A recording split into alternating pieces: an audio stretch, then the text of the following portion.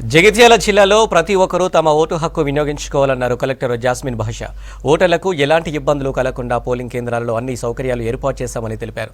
పట్టణంలోని mini stadium, Dharmapuri ప్రభుత్వ junior కళాశాలలో, కోరుట్ల ఎస్ఎఫ్ఎస్ హైస్కూల్లో డిస్ట్రిబ్యూషన్ కేంద్రాలు ఏర్పాటు చేసినట్లు తెలిపారు కలెక్టర్.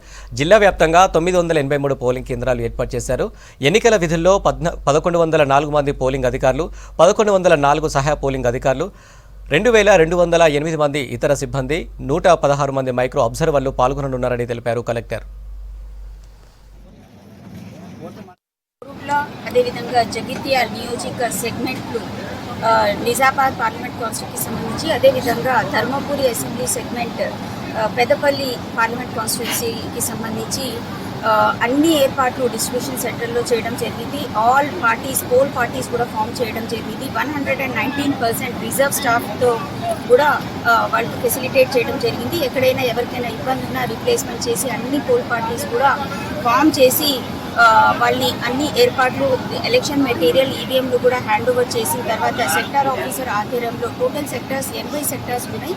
సో వాళ్ళ ఆధ్వర్యంలో ఆల్రెడీ అన్ని పార్టీస్ కూడా డిస్పాచ్ కావడం జరిగింది.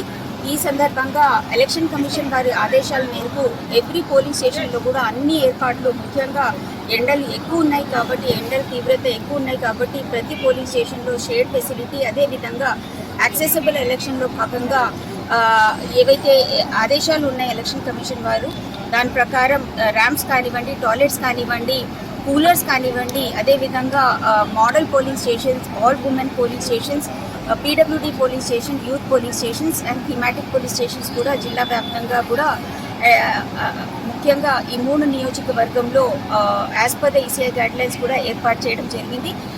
అన్ని ఫెసిలిటేషన్ చేయడం జరిగింది. ఎవరికి కూడా, పోలింగ్ సిబ్బందికి కూడా ఎక్కడ కూడా ఇబ్బంది కాకుండా, అదేవిధంగా ప్రతి పోలింగ్ లొకేషన్లో కూడా బందోబస్తు అరేంజ్మెంట్, రిక్వైర్డ్ బందోబస్తు అరేంజ్మెంట్